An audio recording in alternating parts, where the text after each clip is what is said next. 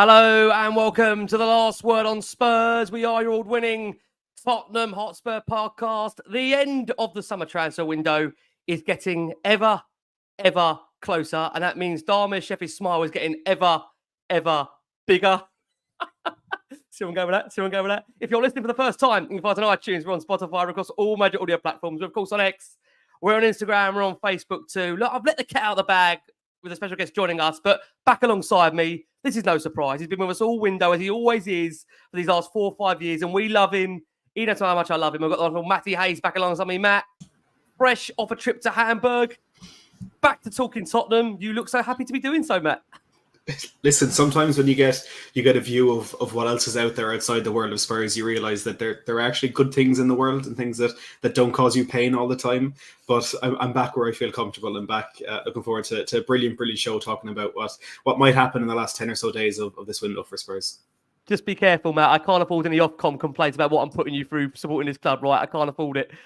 Listen, he is returning. We're delighted to have him not once, but twice during a transfer window. We are blessed. Look, you're seeing this man at the moment on, of course, Transfer Talk of podcast. You're seeing him on Sky Sports News and what's happened there in these final few days of the window. I cheekily said off here, it's a couple of weeks. He reminded me, no, it's days, Ricky, it's days. We've got the wonderful, he's a journalist, reporter, presenter, broadcaster, you name it. He does it. We've got the wonderful Dharmesh Sheth back with us. Dharms, love to see you join us again. How are you? Thanks for having me again. Yeah, I am counting down the days. I know you said a couple of weeks before. It's 9 days. Thank you, Dharms. And 2 hours and 17 minutes. Precisely. Not that anybody is counting or looking or monitoring that closely, right? I mean, it opened on June the 14th. It feels like it's been going on forever, this one.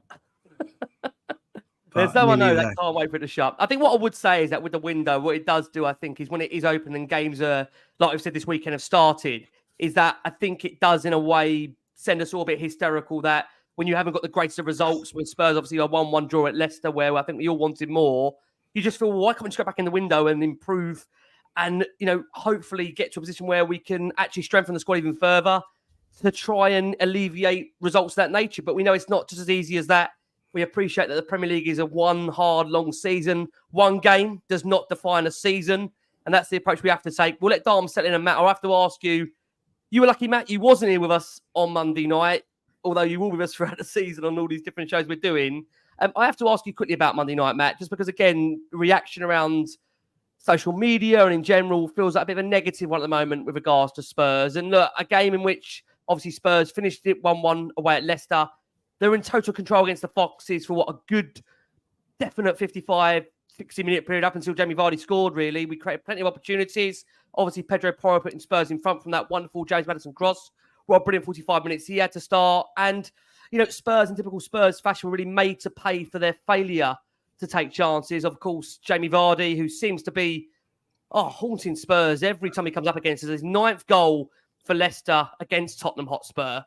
What do you make of the way in which that game played out, Matt? 71% possession, 601 passes to 211. At Leicester, they had to make 38 clearances, 5 blocks to the visitors, 16 clearances and the 1 block. And I know it's an old football cliche, but is that one of the games where if you don't take your chances, you'll just get punished?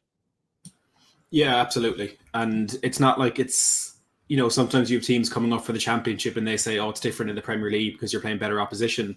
We know this for the last 5-10 years that when we have been playing well and not been taking chances, you're going to be punished, no matter if the opposition is Manchester City or if it's Leicester who have just come up from the championship. And it was just a really, really frustrating day because I think, like everybody, I was overawed with the first half with how well we were playing. Leicester couldn't get out of their half at all. We were creating not clear goal scoring opportunities, but we were creating good chances. We were creating good half chances. Dominic Solanke was getting into some really, really good positions. I thought Maddison was back at a level that we hadn't seen since probably before his injury last season.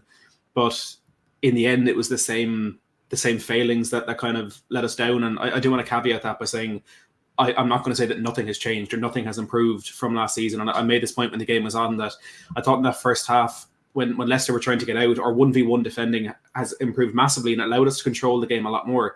I think Brennan Johnson is the example of that people notice the most, where there was quite a few counter-attacks for Leicester and he managed to chase back and win the ball. There's one in particular on Victor Christensen. He put in a fantastic challenge. I thought Udogie was really good in the first half of that as well, because Leicester kind of targeted him down that right-hand side knowing he wasn't 100% fit, which ultimately did pay dividends for them in the second half. And also the option of Solanke instead of Richarlison was so much better in general play. The passing between the lines was sharper, and I think we've made that point a lot since probably the first game of pre-season against Hearts back in July. But Solanke was given so many options, the ball to feed. He was an option at the back post for crosses. Just in every way, he was offering a bit more than Richarlison.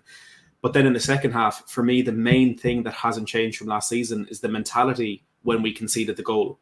Because we controlled that game, like you said, I think it was the 57th minute when Jamie Vardy scored. We had controlled every single second of the game up until then. There's no reason why we shouldn't have been able to control it after. But the heads dropped, we let the crowd get on top of us, and we did regain control of the game, but never to the point that we were creating those same chances again. And that mentality is, after conceding, is going to be a big issue again this season if we can fix that. But like I said, I can't sit here and say that nothing's improved. I think things have improved. There's just still a lot of improvements to do.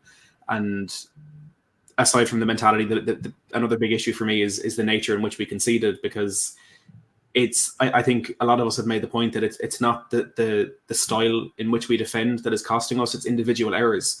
And our excuses last year where we missed Romero, Van de Ven, Udogie through injury for so much of the season, that when the defence was chopping and changing and errors were happening, you couldn't account for that as much as you need to when it's Romero and Van de Ven starting centre half and Jamie Vardy has a free header at the edge of the 6-yard box. So promising signs with the way the season can go, but there's no point, I think Ange said it, there's no point in dominating a game the way you did if you're not going to put the ball in the back of the net.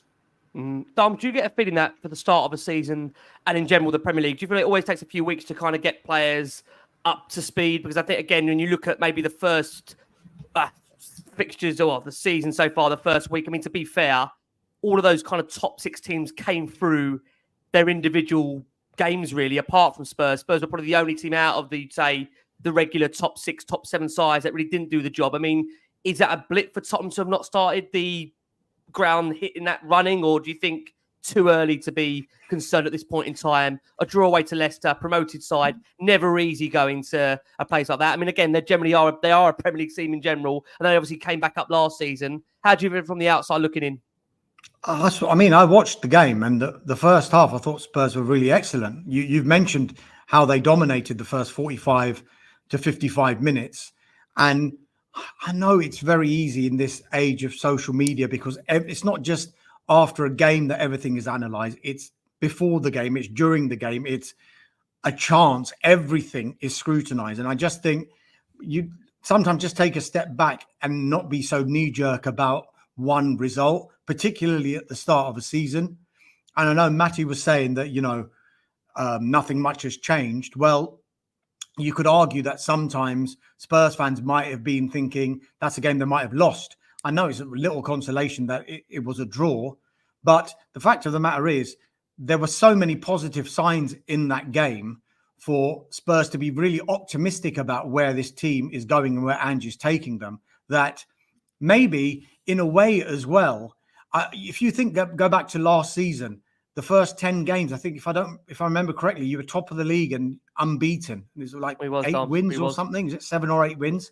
Unbeaten in the first 10 games. Until Chelsea turned up, as you probably remember. Yeah.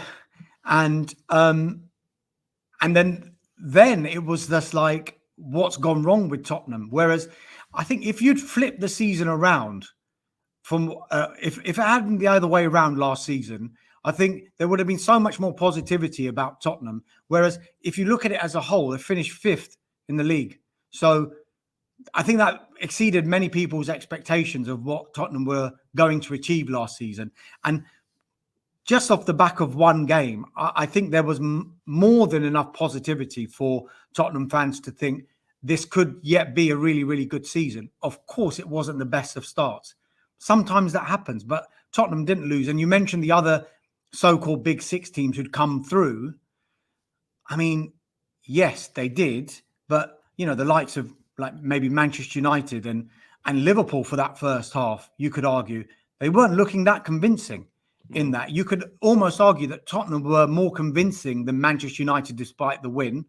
They were more convincing than Liverpool in that first half compared to Liverpool's first half. And they were playing against a team who had just come back into the Premier League, albeit after a longer time out. And the crowd is going to be up Monday night, the King Power, first game back in the Premier League. It's not going to be an easy game. So I think from what I can say, and I'm not a Tottenham fan, but from an outsider, what I saw, it looks like Tottenham are going to showing signs of that can be a good season still. Doms, thank you for that. Pick me up. We can't thank you enough. Let's get on to why we love having you on here. It's talking transfers, as always, what we do during, of course, these times in the window, of course, Spurs. Look, I mean, again, it was an interesting Friday morning. Now, going back to Friday, it feels like a long time ago Friday. What's happened in the world of Spurs? They strengthened their attack really early on Friday morning, a point where I think even some of Spurs' social media team forgot we did so. Spurs adding to their ranks the Burnley attacking midfielder Wilson Odobert. The 19-year-old became Spurs' sixth summer signing of the window. 25 million plus 5 million add-ons, we understand. He moves after making 29 appearances in the Premier League last season. He's a former PSG Academy star who scored 3 goals and assisted another 3, becoming Burnley's youngest ever Premier League goal scorer in October. He's capable of playing either central attacking midfield, centre forward, or even off the left wing. He does bolster Ange Postecoglou's forward options now. And, of course, in there, he's got the likes of Brennan Johnson, Dejan Kulusevski, Heung-min Son for the 24-25 season. We'll come on to the future of Manor Solomon shortly. But it's interesting, Darms. I mean, at the time of signing him, again, you go back a few days before, there's a clear frustration in the Spurs community of missing out on the likes of Pedro Neto, who joined Chelsea. I want to ask you what you make of the calibre of signing of the player and just how surprised was you by the deal? Because, again, I'm not going to try and aid you here. You'll remember the days of CFAX, though, when you turn over on the BBC and you put CFAX on, you're like, wow, we've made a signing, or Tottenham made a signing. It was almost like that because it was so under the radar. None of us saw it coming, and it took Spurs, I think, 7 or 8 hours in their social media department to mention his name again. So what do you make of that signing for you? Yeah, I was on the transfer show with Michael Bridge that day, and he actually described it exactly how you have. And it will probably alienate a lot of the younger viewers of this podcast because when you talk about CFAX, that was how you sometimes got your news, or even the morning's newspapers. Just as an aside, I remember when I was at university, this was back in the mid-90s, and I was in a maths lecture. I don't know whether I've told you this story, but that's how you found out your news, not in a maths lecture. I was I finished the lecture, and there was a newspaper 3 desks ahead of me, and the back page said Eric the Red. And I was like, God, what's Cantona done this time? He's probably got sent off for Leeds or something. And it turns out he'd signed for Man United. I'm like, where in the hell did that come from? Whereas this almost felt like that because nobody had an inkling about that this deal was going to happen. There was an inkling that Tottenham were looking at that area of the pitch. They were looking at that position, but not which player was going to come in. And I think the technical director, Jan Langer, deserves a lot of credit here, but he's got history for this because when he was at Aston Villa, he tried to keep a lot of the deals under the radar, and he surprised people and journalists alike when Aston Villa would make a signing. The one that I remember specifically was Danny Ings. I think I was speaking to Matty about this just before we came on air here, and that caught everybody on the hop when they signed him, when they signed Danny Ings. So it feels like that kind of signing. With regard to the second part of your question, as in the kind of caliber of player that Tottenham are bringing in. Look, let's not criticize this signing because it looks like an exciting signing, number one. And it's clear with the recruitment team that you've got at Tottenham, they will have done due diligence on this kid for more than just last season. They would have looked at this guy and thought, you know what, this is someone that can help Tottenham Hotspur in the future. So, yes, maybe he's not ready to consistently play Premier League football for Tottenham at the moment, but who's to say he can't come off the bench and you introduce him slowly and then he can get his experience that way. I would also say signings like this might be a nod to financial situations as well, because clubs more than ever are now looking at their accounts, profit and sustainability rules, PSR, complying with all of these profit and sustainability rules as well. So bringing in a player who has a really high ceiling and potentially a big sell-on value as well is only going to help a club like Tottenham and any other Premier League club who are keeping an eye on their finances, because they have to do that now. The authorities aren't mucking around anymore.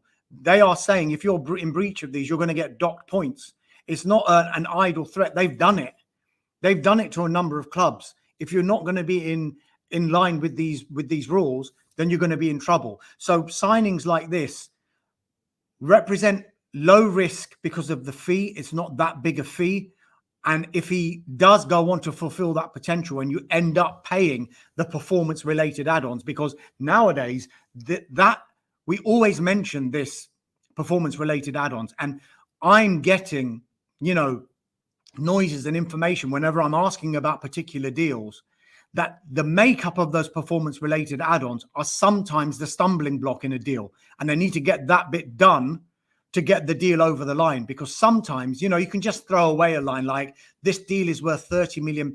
It's £25 million initial payment and £5 million performance-related add-ons. And everyone gets excited, got £30 million. That's quite a big deal for us. Whereas that £5 million sometimes can be quite unachievable. The player might need to win the Ballon d'Or and hold that trophy up on the moon or something. I'm exaggerating, obviously, but they want those performance-related add-ons to be easily achievable. So those conditions and those talks they will be lengthy when they discuss every aspect of that deal. So when you have a player like this, as much as Tottenham fans will be saying, why aren't we getting a player that's going to walk straight into the team? You've got to look at it in another way as well. You've already got players that are in the team, and you've got now a player who's going to be pushing that player who is in the team a little bit harder than maybe before he arrived. Yeah, don't laugh, Dharms. I was told by a Burnley podcaster on Friday evening that one of the stipulations, one of the add-ons is that Spurs would have to win the league. Try and keep a straight face, Dharms. Matt, don't you laugh. You can't laugh. You're not allowed to laugh. Let me hand over to Matt. Matt, I'll hand over to you on where we are at the moment. Yeah, I just feel as though that Ballon d'Or in the moon reminds me of the Anthony Martial very optimistic clause that Man United had in that. Dharmesh, I do want to ask you about what this might mean for an existing Tottenham winger. Before we do that, just to bring an update to the viewers and listeners that Jude Soon-Suk-Bell is set to leave the Tottenham Academy on a permanent deal. I think this may have come a bit of a surprise, but we got whispers of it in the last couple of weeks. But he's set to leave permanently to join Cordoba FC in Spain. But on the Odobert signing, Dharmesh, the permanent switch to N17 could be bad news for Manor Solomon going forward. He only had 6 appearances last season, of course, a season hampered a lot by injury. But he returned to action in pre-season, and Israelis football in the team summer friendlies has also been limited, to say the least. He was an unused substitute in the past 3 friendlies in the build-up to the season, and now seemingly behind Mikey Moore and, you would assume, Wilson Odobert in the pecking order, along with not making it even onto the bench in that game against Leicester. There's some speculation for a lot of the window about a departure for Solomon with a loan and an option to buy. Do you know of any interest in the player at the moment? So I think there is interest in the player, and we think that Tottenham would listen to offers, but on a loan basis only at this stage. That's because they feel, and you've mentioned it there, the number of appearances that he made or a number of appearances that he didn't make since he's joined Tottenham. They just realise and just need to know that Solomon is going to be somewhere where he's going to be playing games. He has to be playing regular first team football. And then if he can excel there, he can come back to Tottenham, and then Tottenham will assess his future from that point. Because at the moment, with all these other signings that have come in, his game time had been limited through no fault of his own. Let's be honest, he's had bad injuries since he's arrived at Tottenham. But that in itself has meant that Tottenham realised, look, we need to start bringing in players that we know are going to be regular fixtures in the team.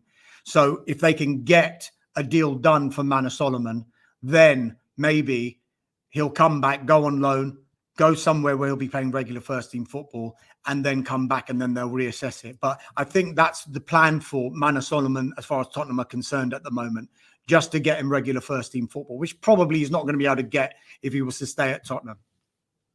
Dom, I want to ask you about Spurs' business so far during the summer transfer window. They have been active.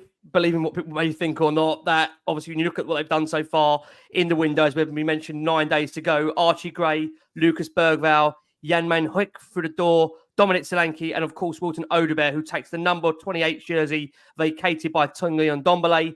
They did re-sign Timo Werner as a Tottenham player again. That was one of the first moves they made, Spurs, during the window on a season-long loan from RB Leipzig. I'm really intrigued to know what you've made of the profile of players Spurs have signed, given that average age of Angie's signings is just 21.8. I think a lot of fans' feelings, apart from the Solanke signing alone, is that Spurs haven't signed any genuine players that really do stamp a mark and go straight into the first team, which again, maybe you'd say it's been backed up even further more by when you look at the lineup Spurs had against Leicester City on the Monday. Of course, the only real prominent change you could see was Solanke leading the line with the likes of Gray, Bergvall on the bench. So what do you make of the fact Spurs have really gone for a change in terms of the age profile and the calibre of signings they've made this summer? Was that in line with what you thought they would have done? Would you thought they would have brought in some more experienced heads? I mean, the one way to look at it is they're looking at this as a long-term project. So there's a lot of short-termism in football as well. Obviously, fans want success. They want long-term success, but they want success now. They want it yesterday. And that's not going to change. That's the nature of supporting a football team. Of course it is. And more so with Tottenham because of the hunger to win a trophy and win the next trophy. That's what Tottenham fans have almost been drilled into wanting to happen. Whereas what they want to try and do is they want to be sustainable. So building up a squad, and you mentioned the average age, I see that as a positive as well, though, because if your average age is just over 21 and you keep that squad together and they grow together, that can only be a positive for Tottenham for a long-term future. And I know, fans, they'll probably be saying it on the chat now as well. What about now? I get that. And every football fan will get that. But the fact of the matter is, you've got a new manager who has an idea of how he wants to play and what kind of players that he wants in that team. So if you can build with young players, that can only be a recipe for success in the longer term, provided you have the experience in the team as well. And we're saying, and you're saying, look, they only seem to be signing these players. Well, there is experience in that squad, existing in that squad already. So sometimes you can say, why are they not signing players that are just going to go straight into the first team? My argument against that would often be is if they're not going to walk into the first team, are they closing the gap in terms of competition between the bench and the first team, and eventually pushing those players who are in the first team even higher, and then pushing themselves even more to get into that first team and then getting into the first team, and the people that are replacing suddenly thinking, I need to go up a level again to try and get it back into the first team. So if they are quite satisfied with the majority of what's in the first team already, when you look at the team as it is, Vicario, the two centre-backs, Udogie, you're already looking at first team players who, when you're going into the market, do you want to bring in a player that's going to be replacing them? Probably not, because that wouldn't be the priority position. There are other positions where you could sort of say, right, maybe we could strengthen in that area. But by the same token, as I've been mentioning before, the finances have got to come into play as well. And when you're trying to keep one eye on PSR and complying with these rules, why not bring in these young players who have got high ceilings, and then you have, almost the outlook where in the future things are going to get better. So I was reading this biography about Sir Alex Ferguson. I think it's written by David Lyons when I was on a holiday a few months back. And they were talking about the post-Fergie era. And when Ferguson was in charge, he would always say that it's not about the next league title. It's about winning, trying to win and challenge for league titles in the long term. And he was almost quoted as saying he got worried when United started taking that short-term view about desperate to win the next title. And then that would be the focus. And then if you look at what's happened to United in the last 10 years, their signings to a great degree have been quite short term. You know, you've been buying players like Zlatan Ibrahimovic, Radamel Falcao to try and get instant success. Now this new recruitment team has come in and they're almost trying to play catch up and repair what's happened in the last 10 years. Tottenham don't want to be in a position where they feel the pressure of trying to win that next trophy. They've got to be sustainable. And doing it in this way, I personally, and I know someone's just said, I've been called an apologist here. I personally think it is the wise way to go, because to try and do it in a long term with a long-term vision is going to be so much better than trying to do it just to try and win the next trophy, because there's no guarantee you're going to be able to do that. Just to give a bit of balance there, I think Doms makes some really valid points, Matt. Matt's got to get the tough question. Sorry, Doms. Matt, you know, there's fans out there that just feel they are getting frustrated by yet another rebuild, another reset, when they feel like they've been around this kind of project for 20 years. What would you say to those fans, Matt, that feel that this is like a continuation, but yet it's a different manager at the door? That, again, what we're doing is we're buying players for the future, but maybe not the ones for the now that are going to really take Spurs and close that gap between themselves to Arsenal, to City. You know, because I think that's what people measure it on now to some degree. There was only, you look at a few years ago, Spurs were the team that were beating Arsenal. Spurs were the team that were above Arsenal, that looked like a side that were going to really progress and challenge for league titles. We can't get away from it. Factual evidence tells you we're not quite there yet. And whilst Dharmesh makes that point, they're looking towards the long term. As a fan, when you've been in and around so many rebuilds, Matt, have you got the stomach to continue the rebuild cycle? Or do you feel it would have been nice to have seen one or two? I know what Dharmesh mentioned, we've got some experience in the squad. Would you have liked to see it in this window be brought in for you? It's a difficult question, because I think as much as we can sit here and analyse and we can talk about what we would have wanted and what we think is right for the football club, for me it's extremely clear that Ange wants young players that he can shape into his philosophy, and he's spoken about it before, that his style of football is so demanding, and it's not unique in a tactical sense, but it's unique in a way that it needs just absolute 100% commitment and very specific skills from players to be able to do that.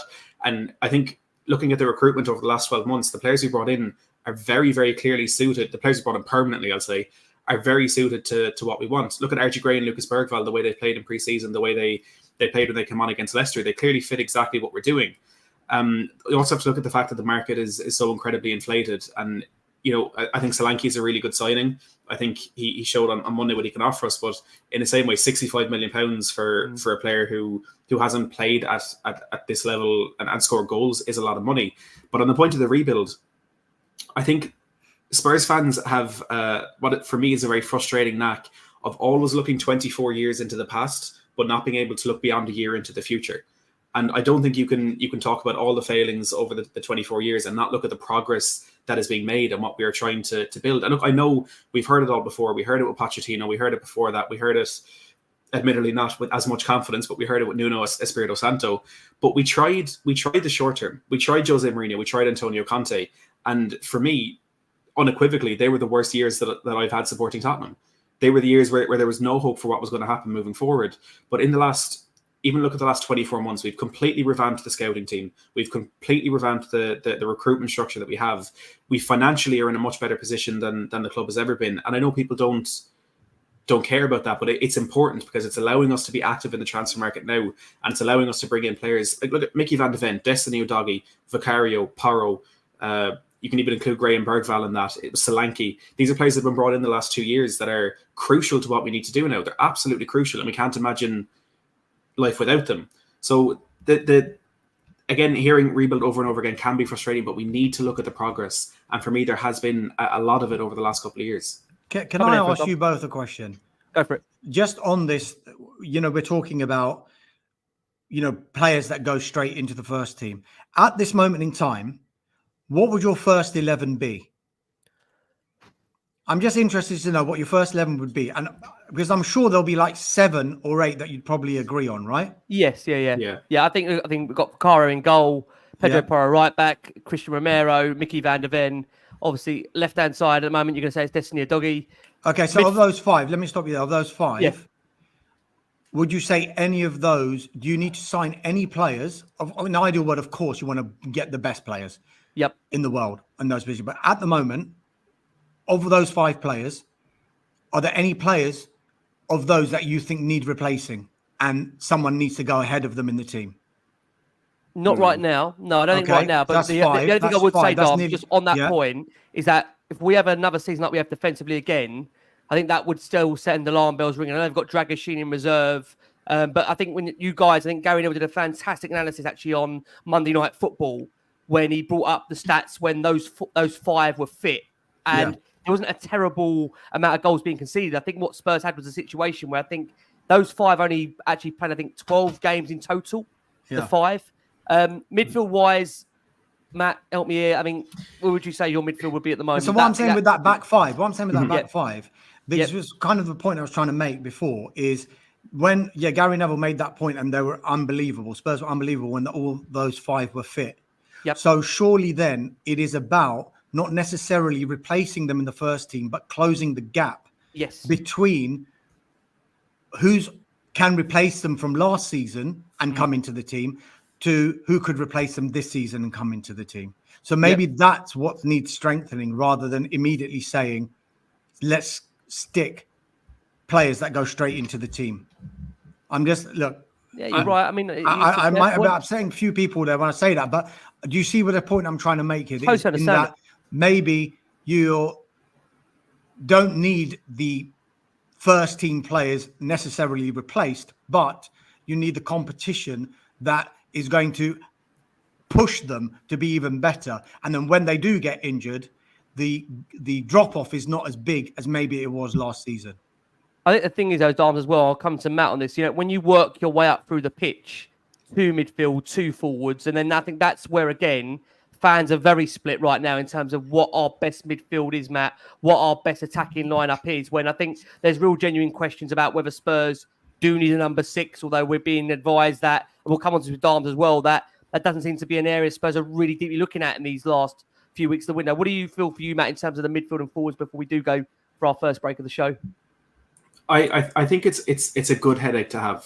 You know, like you can play Bissouma or Bentancur or Sarr in the 6. You can play Bergvall or Gray or Kulusevski in the 8, and like there's so many options that we have. We have different ways that we can shape up that midfield. If we want to go with 2 more attacking players in Maddison or Kulusevski, we have defensive players who can do that job on their own. And in the attacking line, if we're playing a Man City or a Liverpool and a space in behind, we can play Johnson. Or if we're playing a defensive side like maybe Leicester on Monday, we could have played a Kulusevski. There's different options there. And I think for me, the biggest problem that we had under going back to the Pochettino time is we had an 11. We had a starting 11, and all of us could name it here. The nearly 4,000 people watching could name it.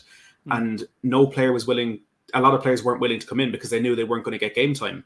But now we've Ange has shown that he's willing to switch things up, that he's willing to give young players a chance and things like that. And we don't have that definitive 11, which for me in a defensive position is great to have because we need that consistency. And like you said, Ricky, with the way we conceded last season, having that back 4 and the goalkeeper set could be really important. But with how, especially the physical demands of how much those players have to run, how much they have to sprint, how much they have to press, I think having the extra options up there is really good. And I made the point before Leicester, I hadn't a clue how we were going to line up. I hadn't a clue. I didn't know if it was going to be Bissouma at the time before he was suspended or any of the other 6 or 7 midfield options. But for me, that's a good headache to have, and it, I think, helps us work a little bit better in the window as well. One question to start before we go for a break. Dom, sorry if you feel this is a bit of a loaded question. Do you feel with the signing Spurs have made so far this summer, does that bring them anywhere near closer to the likes of Liverpool, City, Arsenal? Or is that difficult to answer at this stage whilst the window is still open? Would you rather wait until the window's closed to be able to make a judgment like that? Because obviously the other clubs as well have got the opportunity to strengthen. If I was to ask you right now, how would you answer that? Well, Tottenham finished 5th last season, right? Would you say that they're stronger than they were last season, their squad? I think the Solanke obviously gives them an opportunity as a forward because I think defensively we conceded so many goals. He will be Spurs fans I spoke to incredibly excited about Archie Gray and Lucas Bergvall, right? That's not changed, has it? So, I don't think so. I think, again, you'd say that they're stronger, right? 100% for me. Like yes, we a have stronger lost squad. They're a stronger squad than they were last season. I don't think you can argue with that. They've obviously let a lot of players go, but I still, I think it's a squad that Ange prefers. I'll put it like that. I think they are stronger on that basis. But I think again the frustration goes back where maybe you're right, Dams. There's an element of trusting now some of the youth players to get games again. If they bring in more players, that means the likes of Moore doesn't get an opportunity, Lancashire doesn't get an opportunity. You've got to have a pathway for the youngsters. I totally get that. But if I'm going to be honest with you, I don't feel the business Spurs have done so far this summer massively closes the gap to City, Arsenal, Liverpool. I don't feel those clubs are looking at Spurs thinking, oh my God, I'm really worried about the business Spurs have done. To be fair, Pep Guardiola said today he thinks Tottenham will be in the title race. I think he may have been exaggerating a little bit. I have seen that quote do the rounds, but I think he mentioned about 4 or 5 teams in that. And obviously a lot of the Spurs aggregators have put Tottenham in there. But look, it's a question that really, let's be honest about it, we feel wrong we can't answer that until the end of the window, but it will be an interesting journey. We'll see. We will go for our first break of the show for our listeners and audio. We've got nearly over 4,000 of you watching us live. I'm joined by the wonderful Matty Hayes. I'm joined by the superb broadcaster, journalist, reporter, you name it. He's there. He's everywhere. There's Dharmesh Sheth. There's a song in there somewhere. You'll get it eventually. We've got to keep this going. I'm going to hand back to Matt to kickstart the second half of this show, where we will get obviously some news about where obviously some of the other players are that Spurs have been linked with between now and the rest of this window closing. Matty, I'll hand back over to you. Yeah, we get to ask the question that we were set to ask 20 minutes ago.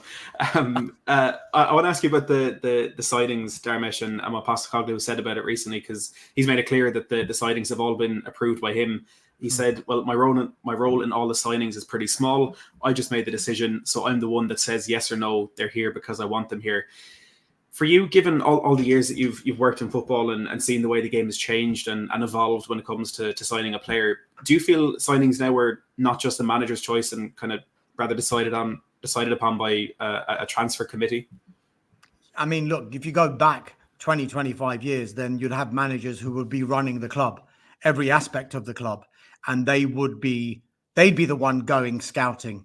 They would be the ones going to stadiums at 10 o'clock at night and scouting players themselves alongside their staff. But football's changed now. There's technical directors, there's sporting directors, there's chief executives, there's a recruitment teams, there's a scouting network. So yes, the manager will always have a say on who comes into the club. But when you have a structure like that, and it's like this the so-called European structure with a load of teams are now adopting, then you have that situation where you want to be in a position where you get the recruitment right and you get the structure right, so that if the manager doesn't work out, you bring in a manager who's going to be able to work with what you've got. Because the last thing a club wants, because it's the most difficult thing to do, if you think about what's more difficult, sacking a manager or changing 10 players who you don't like, who are on 4-year contracts on 100 grand a week, is going to be easier changing the manager. That's why that has to be correct. So as much as Ange Postecoglou will say the final decision will rest with him, and I'm sure it will, I'm not doubting that at all, it will have been done by committee. So all of these players that he would be saying yes or no to will all have been discussed by the likes of Paratici and Johan Lange and the rest of the recruitment team and the scouting network. And then it will be put to Ange Postecoglou, because at the end of the day, he's the one who's going to have to pick the team and coach these players. So you'll have a situation where you might have a recruitment team that chooses. It won't just be one player, right? We're going for this and that's it. They'll have 3 players who will fit a profile. And maybe then from those 3 players who the recruitment team and the sporting director, technical director will be satisfied with, they will then put that to the manager.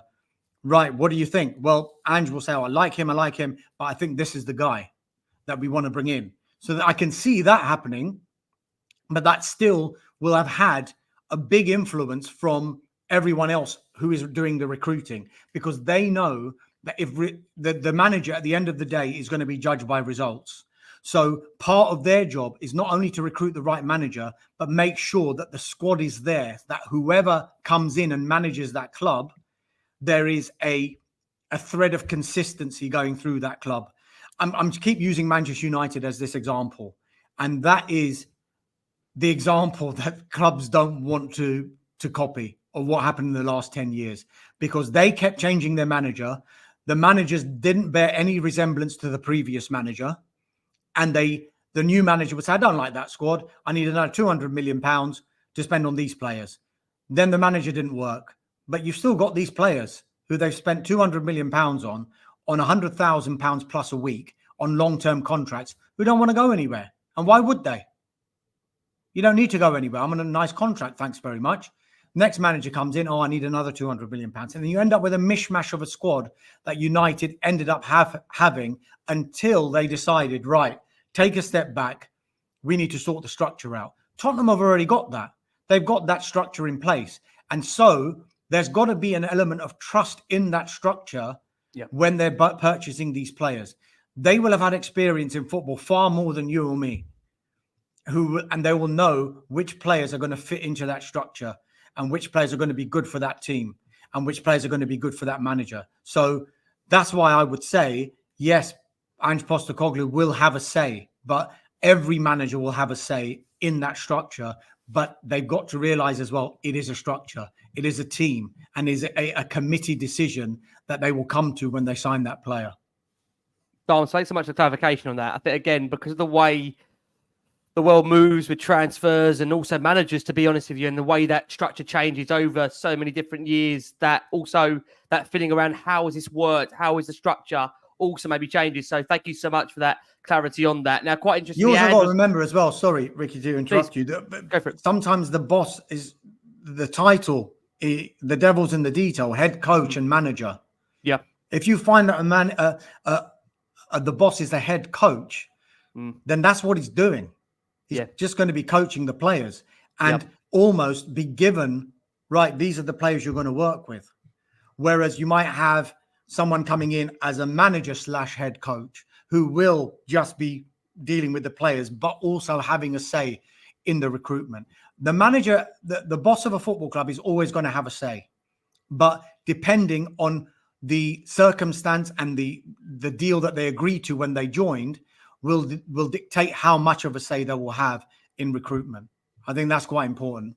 Yeah, massively. I think, again, we've seen in the past, Matty, with the likes of Maurizio when he was here in that final season, complaining the fact that with his title, I'm meant to be the manager, I was the head coach. Look, we go back, we'll try and go forward if we can. Ange was asked last Friday about Dominic Solanke, whether that was in terms of a major piece that he's added in, and does he expect any more major pieces of that sort of level? He responded by saying, yeah, I said last week, I don't like spectating around stuff, but Dom was really important. Whatever we get from now on in is not going to disrupt us too much, both incoming and outgoing. So from that perspective, I think I said after the weekend, I still expect there'll be activity, but I think the uncertainty factor is a lot less than last year. So, I mean, there has been speculation in and around the Spurs community that we're potentially looking to sign a goalkeeper, a defender, and an energetic midfielder, whatever you want to take from that before the summer window closes. Doms, want to ask you, what do you understand to be any other position Spurs are looking at between now and the end of the window, if any? The information that I've got is that the focus predominantly now for the last 9 days of this transfer window is on departures. They want to trim that squad. So they want to find permanent homes for the likes of Sergio Reguilon and for Giovanni Lo Celso, given their contract situations as well, particularly Reguilon. Reguilon, we know, is in the final year of his contract. You'll have to remind me what Lo Celso's situation is. Is he in the final year as well? I think final 18 months where we are with Lo Celso at the moment. Okay. Oh, yeah. That was the, you're right. And so permanent deals is what they want to do with those two for obvious reasons. They're not going to be part of the plans. This is effectively going to be the last realistic chance where they're going to be able to get any kind of good money for them. And of course, get the wages off the books as well. I mentioned Manor Solomon before. I think they want to find a loan home for him. Ashley Phillips as well, potentially a move on loan for him, and Alfie Devine as well, a loan for him to get regular first team football. So you can split it up into with those 5 players when you think which ones have got a long-term future at Tottenham and which ones maybe haven't. Reguilon and Lo Celso, clearly not. So they want to try and get money for those. Alfie Devine and Ashley Phillips, potentially, yes. Manor Solomon, again, yes. They just, because of his injury problems, I thought that I've mentioned before, they want to get him playing first team football predominantly more than anything for next season and then reassess come next summer. So sorry, I didn't answer your question properly. I was trying to avoid the fact that maybe there mightn't be any more signings, but That's you know, fine. they'll always be on the lookout to strengthen. And you've got to also remember, I know it's difficult for football fans as well, because every football fan wants it, as I mentioned before, that instant success. But when you're dealing with a club that's had the squad that Ange inherited, and he wants to make so many changes, it's so difficult to do that in the space of 1 or 2 summers. It's got to be a gradual process because of the thing I mentioned before, because some of these players are going to be on long-term contracts on big money. And some of these players that they're still trying to release and offload from the club, we were talking about these last summer as well. So it's not easy to be able to just say, right, let's just get rid of these players and bring in these players. If it was that easy, every club would be dusted with their business. They'd only need 1 day in a transfer window. They wouldn't need 2.5 months to be able to do these deals. They'd just say, right, these 3, they're out. Let's get the money in, and these 3 are in. Doesn't work like that. And to be fair, I mean, Andrew said very similar to what you said there, Dams, as well. He said it wouldn't all be done in a couple of windows. It is about really being able to do what they can do in this respective window, then focusing on the next one. So Tottenham want to be in a position where they're going to be in a position where some of these other clubs are at, near the top of the table. Yeah. Of course, near the top of the table where you want to be, but in terms of how they do their recruitment, because you don't see the big clubs releasing 6 or 7 players and bringing in 6 or 7 players. No, you don't. That doesn't happen. When you're in that position, it becomes evolution. It's not revolution. So at some point, Tottenham knew that they were going to have to get rid of loads and bring in loads. And then once they've got that settled squad, 2 come in, 2 go out. And that's how it would work. I just think that's a really good point you make there, Dams. I mean, again, I hate to compare to that lot down the road, and I hate making comparisons about them, but you look at the position they're in now and how close they are to, makes me feel sick saying it, winning the thing. You now look at their business that they do. Sorry, Matt, I know it's sickening to say this, but they are making just the 1 or 2 additions because that's all they really need to try and get and close that gap to City, which again is so hard to do. I mean, they're going to be bringing Gundogan back there. You think, God, how much stronger can that side be? I just want to actually ask Matt, before I bring you back in there, Matt, what do you make of Andrew's comments around the fact that he says, you know, the second season is normally where I win? Do you think, I'm not saying he shouldn't be saying those comments because we want the man to speak from his heart. That's why I think he's very much loved by Spurs fans, because he has that belief in himself. And again, when you look at some of the previous managers that have managed Tottenham, they've maybe talked us down. Do you think to a fan base that haven't won for near on 2 decades, that's dangerous territory by saying that to us? Because immediately the expectation then kind of rises to think, okay, so we should be challenging. But look, when you're hearing the news from Dharmesh there, and it's not Dharmesh's fault, he can only tell us what he knows and hears, that the focus predominantly at the moment is on the outgoings. How does that make you feel as a fan, Matt? When you've got the manager saying that we could be competing, and then you're obviously hearing the news that kind of focus-wise now is on outgoings, where is that narrowing the gap as we've spoken about? I would never say it's a negative thing for Ange to say something like that. You know, like you say, he's speaking from the heart, and that's what you want. But of course, but also that's what the fans want. The fans want us competing for trophies. We want that mentality. You know, we've the big discussion a decade ago in the Tottenham fan base was, do you want top 4 or an FA Cup? We all wanted top 4. Majority of us now would say FA Cup, because it's been 16 years since we've won a trophy. And like you said, it's been a while since we've had a manager in the dugout who's spoken about that and who said that is his aim. And on the point that Dharmesh made about Fergie and his time at Manchester United, that's also something that's been really prevalent in the way Ange has spoken, that he doesn't want to build a team that can just win a Carabao Cup and that's that. He wants to build a team that can compete consistently and consistently win trophies. And he said he's not going to put a ceiling on us. The aim at Tottenham is to win trophies. It's not going to be top 4 season 1, a League Cup season 2, challenge season 3, and then win. It's win trophies, and as quickly as that happens is good enough for him. And I think the reaction would have been a lot worse if he'd said, we can't win trophies this season. We're just going to continue building a team. We're going to try close the gap a little bit more. I think the frustration would have been much worse if he had said that. And on the point about Arsenal, you know, you mentioned a while ago, and I meant to bring this up in my last answer, but you mentioned how we finished above them. What was it, 7 years in a row, and how we were the better team. We were beating them all the time, and well, all the time at home. Never got at the Emirates. What did Arsenal do to get to the point where they are that we haven't done yet? And that's give a manager time through the difficult period. That's fair. With Arteta's first season, they all wanted him gone. the second season, I think it was, where we finished above them with that 3-0 towards the end of the season. There were signings that came in that didn't work out quite well. He spent a bit too much money on certain players. They gave him that time, and I just think it's so hypocritical for a fan base to sit here and say, oh, but look what our rivals are doing. They're so much better than us, and then not want to take a similar path to where they went. And of course, it's awful to say, I want us to do what Arsenal did. It's awful to say that. I want us to be the team setting that standard that Arsenal are trying to meet. But unfortunately now, that's not the way it is. But we can't criticise what we're doing and in the same time compliment our rivals and say, well, that's how they did it. We need to give Ange time. And I think with maybe the focus now on outgoings rather than incomings, in one sense, we could say it is a financial thing. In the other sense, we could say Ange is happy with the squad that he has. He has a big squad. He has, like I said earlier, I think a better squad. Yes, we've lost players, but we've not lost players that were critical to our team last season. We've not lost a Harry Kane. We've not lost a Gareth Bale. We've not lost a Kyle Walker. We've lost fringe players that the majority of the fan base didn't want to see on the pitch at all last season. And we've now brought in players who have come off the bench in day one, in Graham Bergvall, and made an impact. Odobert, who we could still hopefully will see an impact from, and Solanke, who's the striker profile that we need. So I think Andrew's absolutely right to say it as he has. We're here to win. Let's give it a go from day one. But on the point of Dominic Solanke, Dharmesh, he etched his name into the record books by becoming the 7th most expensive English footballer ever, following a whopping £65 million switch to Tottenham. The 26-year-old put pen to paper on a 6-year deal to become Tottenham's club record signing, also marking a record sale for Bournemouth.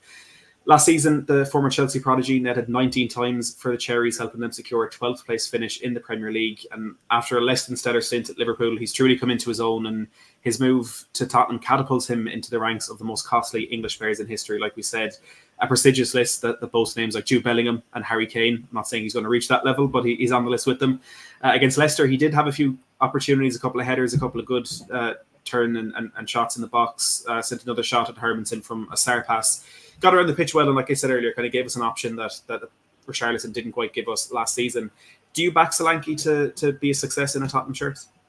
It's difficult to say. It's only been one game, and I mean, already Tottenham fans, some of the ones that I've heard, I was listening to the radio after that game, and Solanke's not good enough. It's not the answer. It's gonna take time. It feels like, to me, it feels like a good fit. His profile seems like a good fit. Tottenham, we knew from the start of the window, wanted a versatile striker. So it seems that they've got someone who'll be able to do that job. And he raised his level at Bournemouth at Bournemouth last season. He can score. He can be involved in the build-up as well. So to me, it feels like a good fit. We've seen him once in a Tottenham shirt. So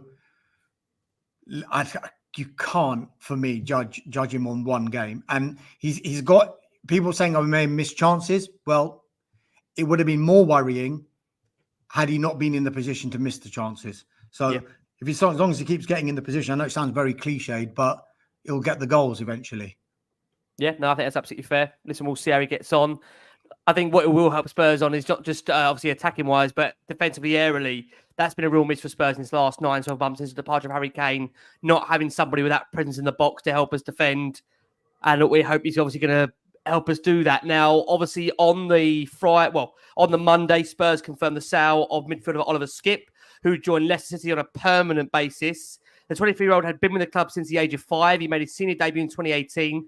He went on to make a further 105 appearances for the club, but he will now continue his career with the Foxes. He put pen to paper on a 5-year deal with Spurs receiving a fee understood to be in the region of 25 million with add-ons. And we also know Spurs also have a sell-on clause as part of the deal. Now, interestingly, a lot of previous Spurs managers backed Skipp for big things, but he just never quite fitted Ange Postecoglou's system, often deployed as an 8 instead of the 6 that he truly is.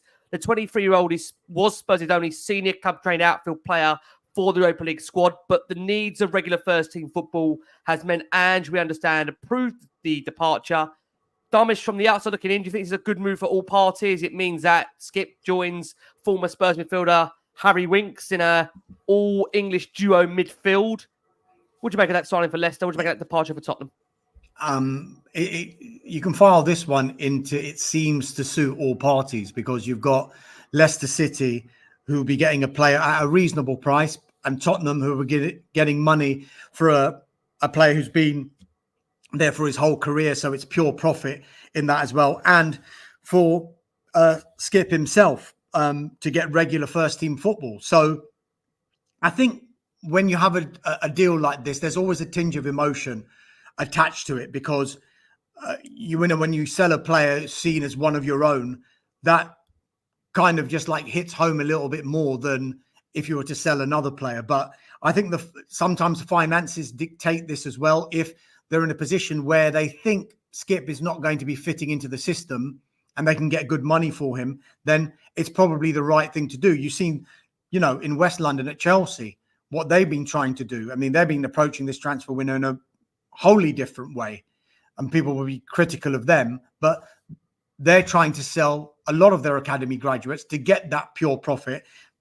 And, you can kind of see through it because of it to comply with those PSR rules. But I'm not saying that this deal was to do with that, because it's clear that he was not going to fit into Ange Postecoglou's style of play. So I think with that in mind, it seems to fit all parties. But it's just one of those ones where the ones who are quite critical of this move, because it will probably be because he was a homegrown player and one of their own. I don't know what you think, whether that kind of attaches a bit of emotion to a deal like that.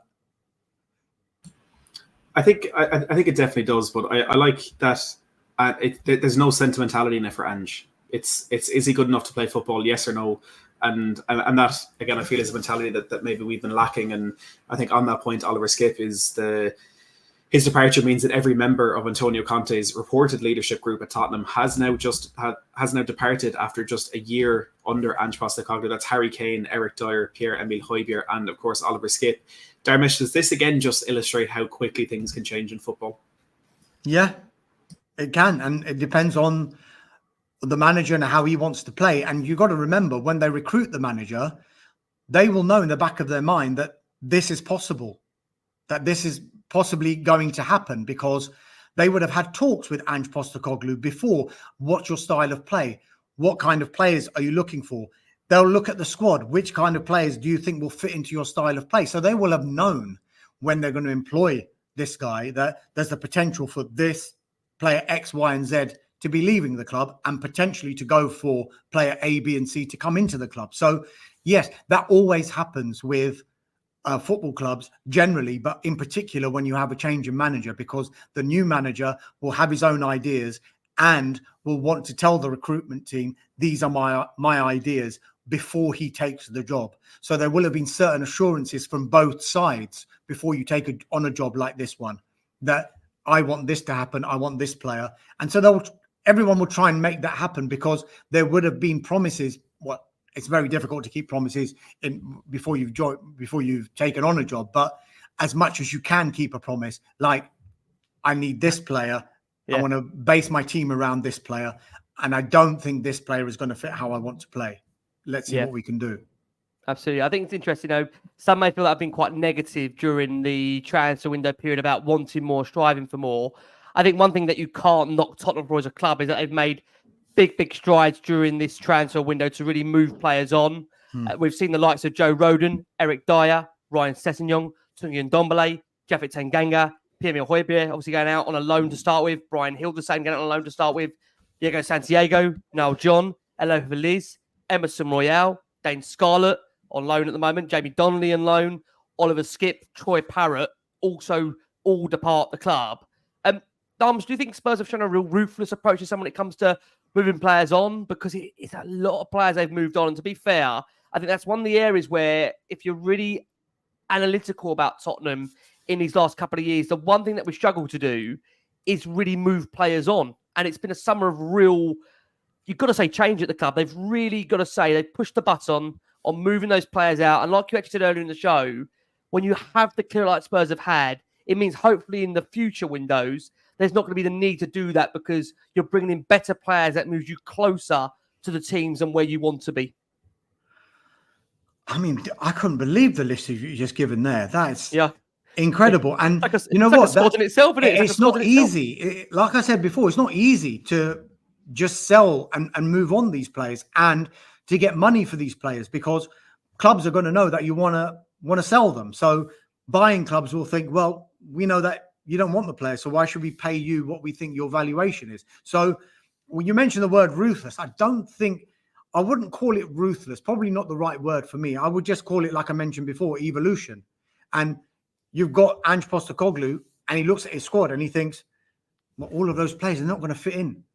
We need to move them on, and let's try and get some money. Let's free up the wages in the account so that we can move on with the players that we do want to bring in. So, like I said, in one way, it's really impressive that they've managed to release all of these players, and still there are a number of players that they do want to move on as well, which gives you an indication. And I know people will say, well, they want the success now. We'll give you an indication of how difficult that job is at Tottenham, given that squad and how many players that they've released and how many players they still want to release. Goodness me, it's not like a case of like, just come in and just get rid of them. It's very difficult to do. So in a way, even if you don't want to say it, you've got to give a bit of credit for that, because that is not an easy thing to do, because lots of clubs have tried and failed to get rid of players. And in the end, it's like, oh, they've seen out their contract.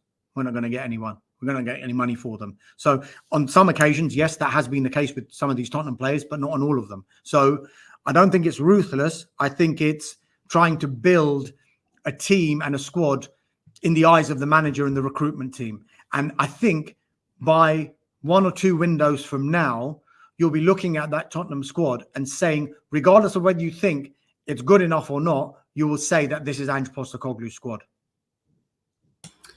Ange Postecoglou revealed last week, Dharmesh, that midfielder Yves Bissouma was suspended from the opening Premier League game of the season against Leicester after the 27-year-old posted a video of himself on social media last weekend appearing to inhale laughing gas from a balloon. Despite Bissouma's apology, Spurs took the decision to remove him from selection for the opening game of the season following an internal investigation this week. Do you think he still has a long future at Spurs, given this wasn't his first misdemeanor under Postecoglou? Yeah, and I think great management as well, and strong management.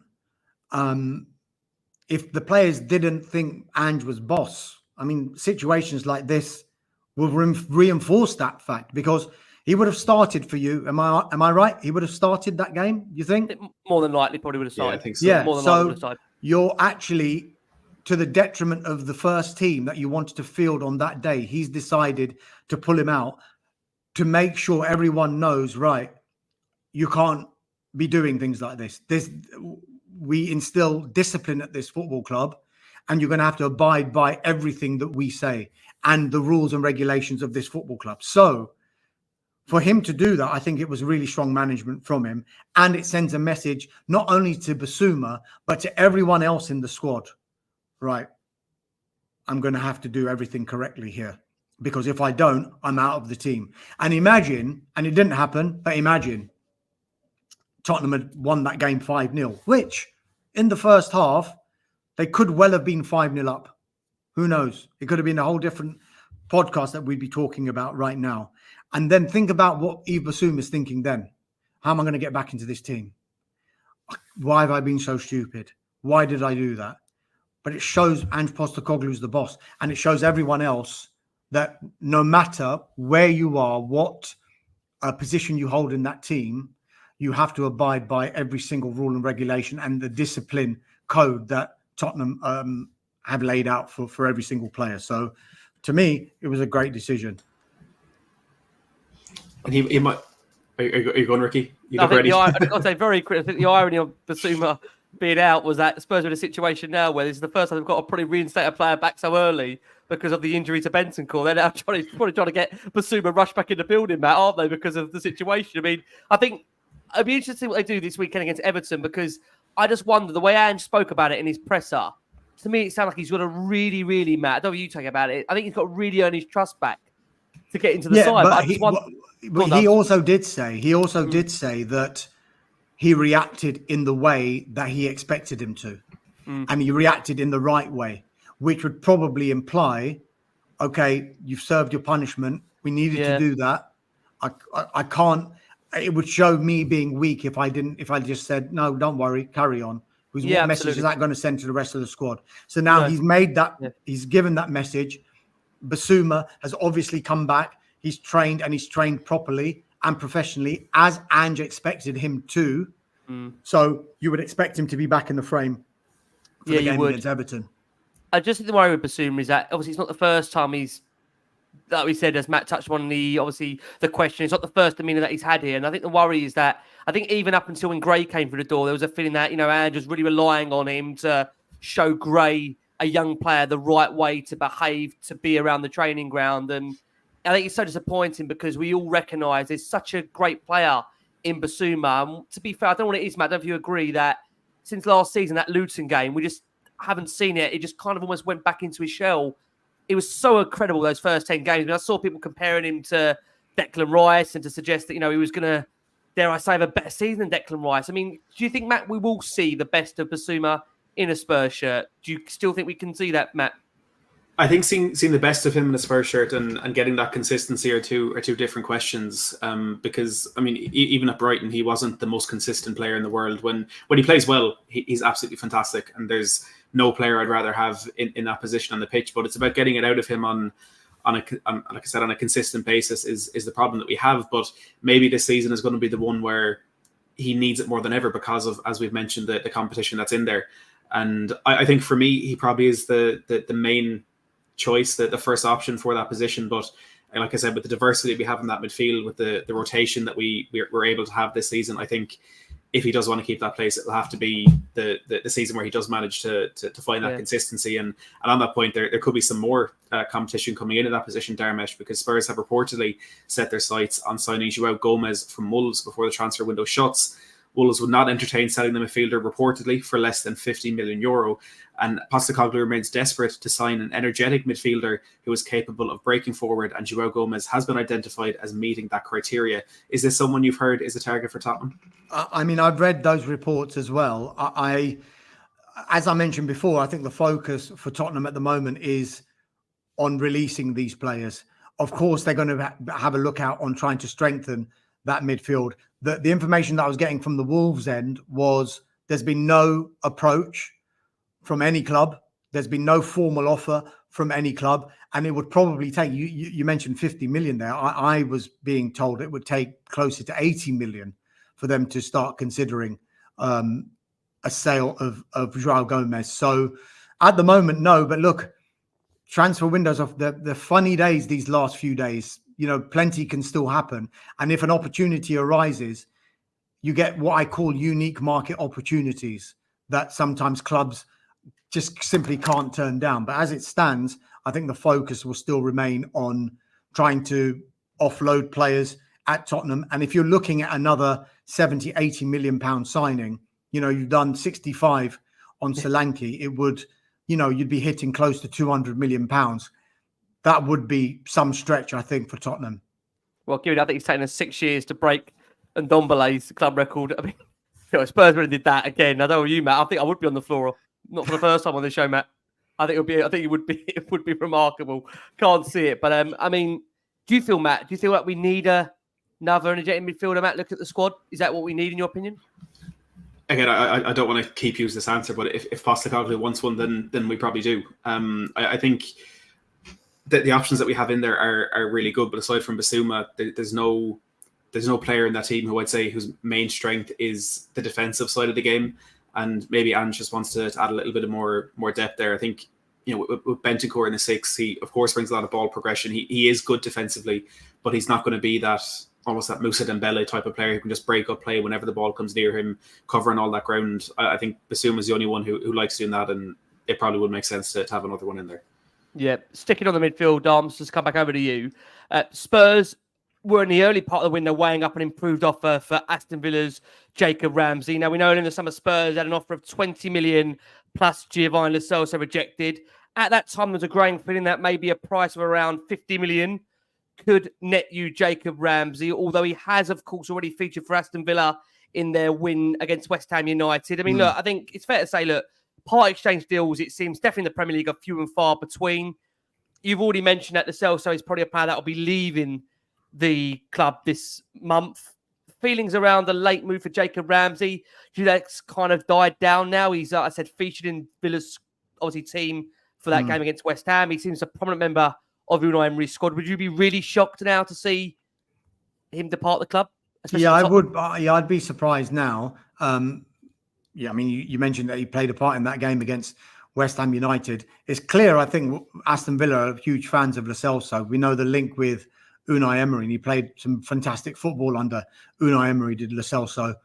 But while they would want Lo Celso, they don't want to sell Jacob Ramsey either. So as it stands, I think the priority to bring in a midfielder has probably gone down slightly. And I think what's changed on that front as well is the pre-season performances and in training as well of the two young guys you bought. Yeah, there you go, as if by magic. Archie Gray and Lucas Bergvall. So I think that they are very, very impressed with how they're playing now and the potential that these two players have got, making the midfield area less of a priority for Tottenham for the remainder of this transfer window. You can never say never. I'm not trying to cop out here and, trying to say, yes, it could happen, yeah, it couldn't happen. But that is the case when it comes to this stage of the transfer window. But the information that we have as it stands is it doesn't seem to be a priority just now. FC Barcelona reportedly remain an option, Dharmesh, for Sergio Reguilon and his future before the end of the window. A move could happen. Barcelona are understood to be exploring the conditions of a potential deal with just a year left in the Spurs contract. Is this a move you can see happening between now and the end of the window? Yeah, potentially. I mean, whenever I hear Barcelona are in for a player, though, it's just always with a pinch of salt. I mean, you've got a situation there at the moment where, they're happy to let Ilkay Gundogan leave because they want to reduce the wage bill, but predominantly because they want to register Dani Olmo. I mean, they spent all that money on a fantastic footballer like that, and they couldn't even register him because of their financial issues. Now, with regard to Reguilon, they will try, if they are trying to do a deal, they'll try and do a deal that is going to be on their terms rather than on Tottenham's terms, which is clear. Tottenham want to do a sale. That is 100% the case. They want to do a sale for Sergio Reguilon in this transfer window.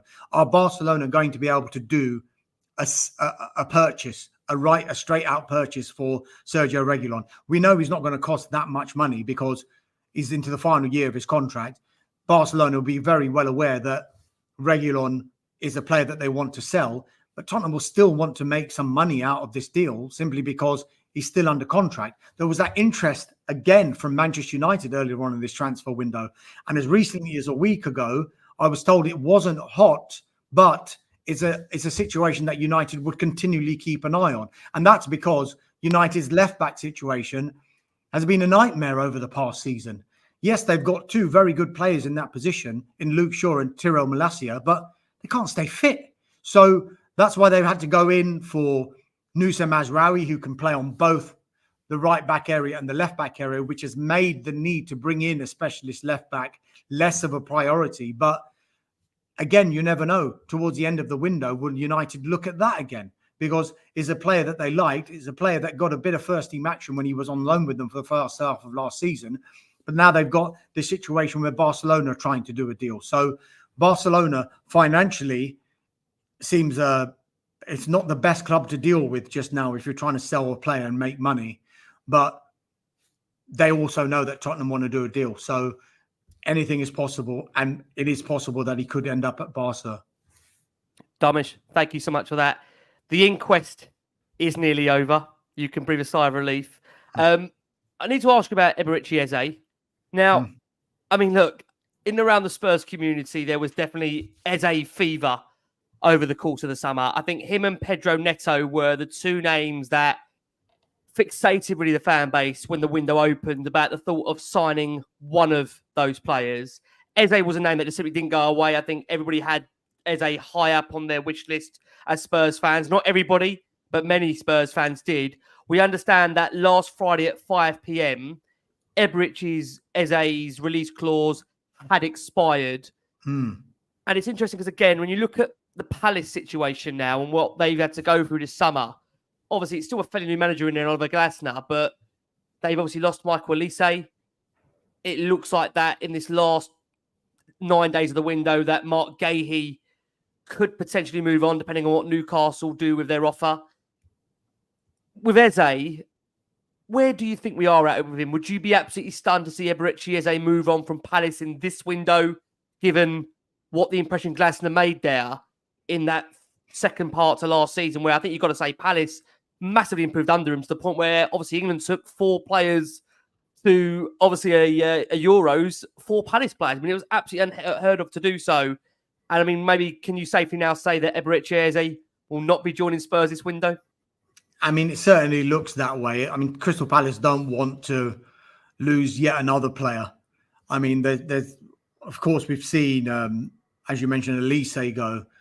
There was this talk of this Gahey deal just simply won't go away with Newcastle. Joachim Andersen is on his way to Fulham as well. They don't want to let him go. I think one thing in Palace's favour now is that they hold the cards more than they did last week, simply because of this release clause. Because it's expired, they can demand what they want. If someone comes in with silly money, it's clear that a club like Crystal Palace would have to consider silly money, simply because they're Crystal Palace and they would have to do that. But, I mean, there's been lots of talk about Manchester City as well, potentially being in for Eberechi Eze. But I think if there was a deal to be done for Eze, you would have thought it would have gone when he had the release clause in place. Once that release clause goes, Palace can demand anything upwards of 70, 80 million pounds if they wanted. So as it stands, I would say that Eze stays. He started the game over the weekend. Yeah. It doesn't seem to be outwardly pushing for a move at all. Oliver Glasner doesn't feel the need to think that he's unsettled and that he's like angling for a move. The same with Mark Gahey. I mean, Steve Parish has always said he's no problem at all. He's happy at the club. He's not angling for a move. It just depends what happens when clubs come in with certain amounts of money, whether they can actually refuse a deal for silly money or not. So I think it would probably require big money now for Eze to be prized away from Palace. We're nearly there, Dharmesh. The last question we're gonna hassle you with, and it's not about transfers. You'll be happy to know. You can just talk about football. We've changed it, Dharmesh, for you. We've changed it for you. Thank God. I just want to ask Dharmesh what your expectations are for Tottenham for the season ahead. Do you know what do you think we can challenge for in the league and on the 3 cups that we're in on that front? How do you think we can challenge and do you think we'll be able to close that gap to the front runners a little bit more? You can be as honest as you can, Dom. Be as honest as you want. I mean, it's a very strong league. There are clubs who weren't performing that well last season who will come back with a vengeance this time. So they're going to have extra competition there. Whether they're going to finish above the position that they had last season, I think it's going to be very difficult because of the number of clubs that are involved. But you've got to remember those clubs, potentially have Champions League commitments, but now Tottenham have something that they didn't have last season either. And that is they've got European football to contend with themselves as well. So there'll be more fixtures. I would predict that in one of the cups, they can go a long way. And maybe a top 6 finish. Maybe a top 6 finish as well. Is that all right? It's all right. It's enough for us to drag you back in on January. without your will, of course. Mate, honestly, it's always a pleasure having you on. I've got to say, it's been over 6,000 of you that are watching this show live. And just I say that, we've got Dharmesh's camera spinning in front of us here. See what happens when Dharmesh tries to mention Spurs and trophies. What happens on this show? Can't make it up. You can't make it up. But I'll say again, to all of you watching us live, I've got to say, I think me and Matt will agree. Matt, the support we've had over last month Spurs this summer has been absolutely insane, isn't it? I think we've got to say how appreciative we have been. I think, look, for everybody, we've got to say it's probably not been maybe the end of the window that we wanted. But, I mean, Matt, probably to finish off there, because I think Darms is trying to maybe restore his connection after mentioning Tottenham and trophies, which we should know by now. It's an allergy. It doesn't really work. It doesn't really go together. We'll close it on this, Matt, with me and you now. What do you feel, with the business Spurs have done now, do you feel that we're moving closer to challenging the likes of Arsenal, City and Liverpool? Is it just hard to say, given where we are right now? Look, I don't think we're going to be challenging them in the league this season. I don't think that's possible. I also don't want to say our aim is top 4, but I think that's probably the race we will be in at the end of the season. But I think if we have another very competitive title race between Man City and Arsenal, maybe another team or two gets in there.